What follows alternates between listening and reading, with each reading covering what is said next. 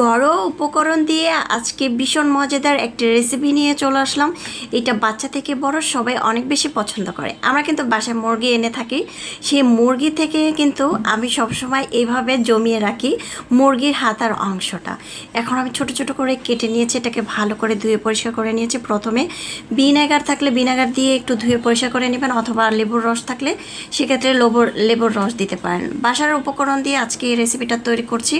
এখানে প্রথমে দিয়ে দিলাম মরিচের গুঁড়া প্রায় 2 টেবিল চামচের মতো, ধনিয়ার গুঁড়া 1 টেবিল চামচ দিয়েছি, সামান্য হলুদের গুঁড়া দিয়েছি, আর এখানে ধনিয়ার গুঁড়াও দিয়েছি হাফ চামচ, আদা বাটা রসুন বাটা হাফ চামচ করে দিয়েছি।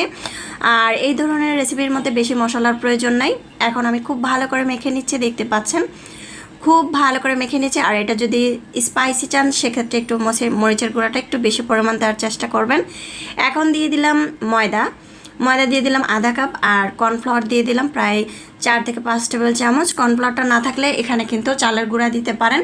তারপরে এখন আমি খুব ভালো করে অনবরত নেড়েচেড়ে মিক্স করে নিচ্ছি। এই তো আমার কিন্তু খুব ভালো করে মিক্স করা হয়ে গিয়েছে। আপনারা চাইলে এখানে টক দই অথবা গুঁড়া দুধ অ্যাড করতে পারেন। গুঁড়া দুধ অ্যাড করলে কিন্তু আরও বেশি মজা হয়। তো আগে থেকে চুলায় প্যান বসিয়ে তেলটা গরম করে নিয়েছি, পর্যাপ্ত পরিমাণ তেল। এখন আমি এক এক করে ছেড়ে দিচ্ছি। তেলটা কিন্তু গরম করে নিতে হবে।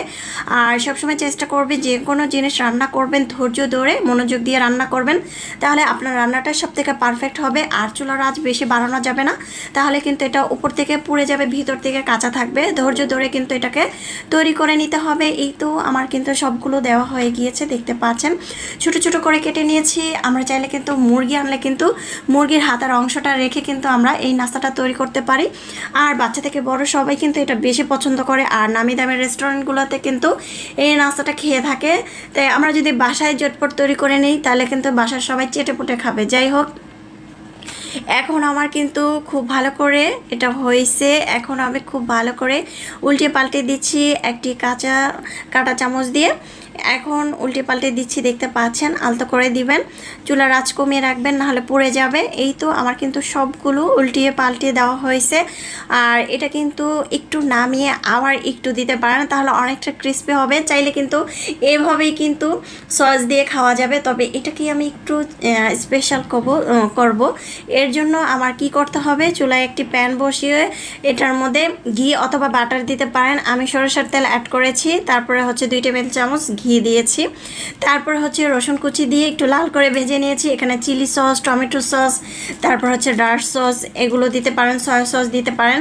দিয়ে একটু নেড়েচেড়ে মিক্স করে নিয়েছি। আর কর্নফ্লাওয়ার আমি একটু ভিজিয়ে গলিয়ে নিয়েছি। আপনারা চাইলে কিন্তু এখানে আমি যেগুলো দিয়েছি সেই উপকরণগুলো দিতে পারেন। আর কর্নফ্লাওয়ারটা এই কারণে দিয়েছি, তাহলে কিন্তু একটু আঠালো হবে। কর্নফ্লাওয়ার না থাকলে এখানে একটু ময়দা গুলিয়ে কিন্তু দিতে পারেন, আঠার কারণে দিলে কিন্তু ভালো হয়। কিছুটা কাঁচামরিচ কুচি করে দিয়ে দিলাম। এখন আমি চিকেনটা দিয়ে দিলাম, খুব ভালো করে কষিয়ে নিয়েছি। এই পর্যায়ে কিন্তু আমি পরিবেশন করে নিব। মাশাআল্লাহ, দেখতে যেমন সুন্দর হয়েছে, খেতেও কিন্তু দারুণ মজা হয়েছিল। এইভাবে চাইলে কিন্তু আমরা ঝটপট রেসিপিটা তৈরি করতে পারি।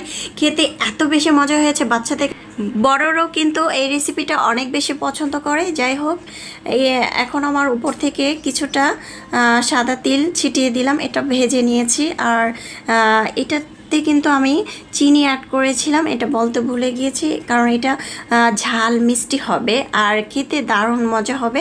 রেসিপিটি কেমন হয়েছে অবশ্যই জানাবেন। রেসিপি ভালো লাগলে চ্যানেল সাবস্ক্রাইব করে লাইক দিয়ে পাশে থাকবেন। দর্শক বেশি বেশি ভালো থাকবেন, খাবার কখনো অপচয় করবেন না। আমরা চাইলে কিন্তু একে অপরকে এইভাবে তৈরি করে খেতে পারি, এক এক দিন এক এক রকম করে। আর রেসিপি ভালো লাগলে চ্যানেল সাবস্ক্রাইব করে লাইক দিয়ে পাশে থাকবেন।